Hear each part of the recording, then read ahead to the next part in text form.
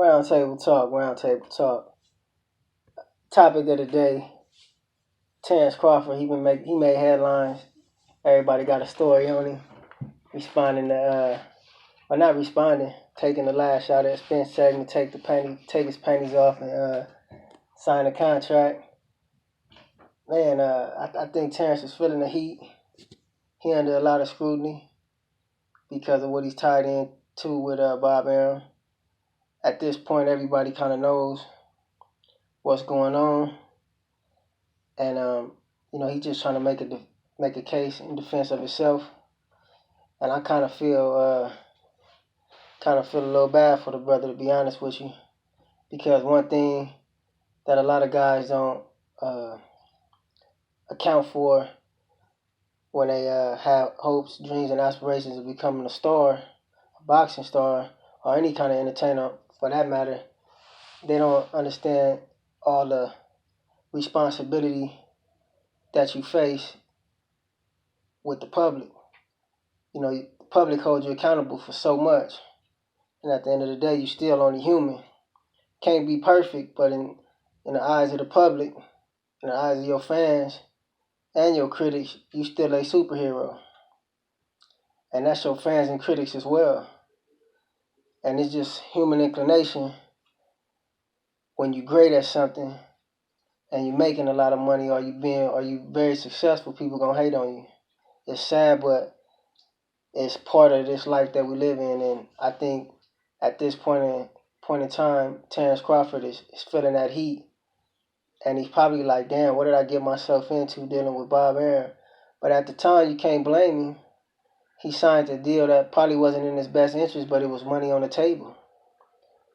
How can you knock a man for, trying to feed his family? He may have not been in that room when everything, he may have not been at that table when them deals was being made, or in that room when them deals was being made. All he cared about was the end result. He needed X amount of dollars. He got a family, he got kids, he got personal needs. He had hopes, dreams, and aspirations that got him one step closer.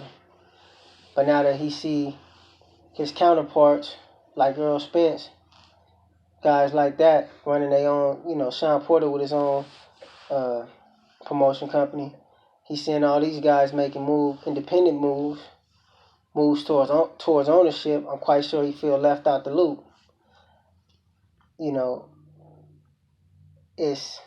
I'm not gonna bash him. I just hope this is a wake up call for him. But definitely the time is now for him to start making decisions moving forward, apart from Bob Arum. Bob Arum showed time and time again. I said this before, and y'all heard it all before from everybody else. He is sharp. That's just what he does. Suck you dry and then kick you to the curb when he don't need you. That's the game he been playing. It's a mafia business. He part of that clique. But as far as Terence Crawford goes, I hope that he can, bank on yourself, man. I said it before. Other people said it. I just watched Fred video, Barbershop Conversation. He made a lot of good points, man. Bank on yourself. A lot of times, people might get the wrong message and think that, Fred going in on him, but he really telling the truth. You know what I mean? Everybody had their own opinion, and everybody come across differently. Somebody might say the same thing to you that the next person said. They might just express it differently. The point is that you get the point, you get the message.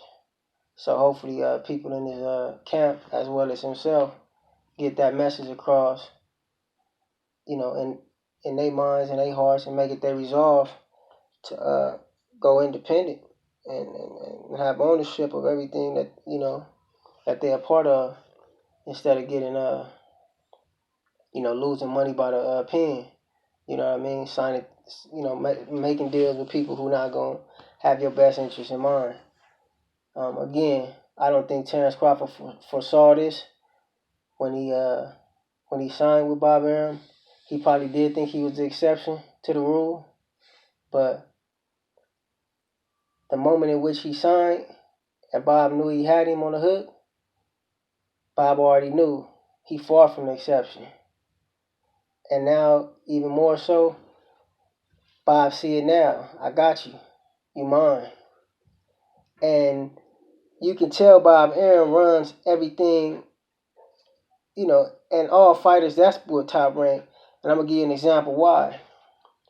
You look at the pound for pound list. I believe the list that I looked at was the most updated list. You have Lomachenko at 1. You have Crawford at 2. That's mind-boggling to me. How are both of them guys top 2 pound for pound when, first of all, Lomachenko only has, 15 fights or less, if I'm not mistaken, or somewhere around. I don't even think he has 20 fights yet. He hasn't fought anybody. His biggest name is Gary Russell Jr. and the Cuban brother, Guillermo Rigondeaux. And those fights were tainted, in my opinion. So that just shows you how much pull Bob Arum has in the boxing world, in the boxing industry. That's why them guys are able to just, it's kind of like he telling them, don't worry about nothing. Let me handle everything. I'm going to have y'all in a good spot. Y'all going to make some money. I've been in the game. Watch how I do it. And probably just totally disregarding their legacy, probably disregarding their personal needs, personal desires, and just like, I got you, don't worry about it. You said you wanted to make $1 million, I'm going to get you $1 million fight. That alone, no disrespect to neither one of them, but they're not on my top 2 pound for pound. Terence Crawford is on my pound for pound list, but he's not top 2. My top 2 guys will probably be Canelo and Errol Spence. That's my top 2 right there. They're interchangeable, either one. But that just goes to show you how much pull Bob Arum has, and just how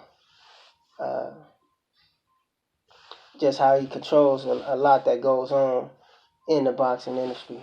But Terence Crawford should definitely, like I always say, and everybody been making mention of, he should reconsider, going forward, dealing with Bob Arum if he want to get the fights that he deserved. Because, again, moving forward, Spence is going to, if this fight doesn't happen soon, I don't think it will happen.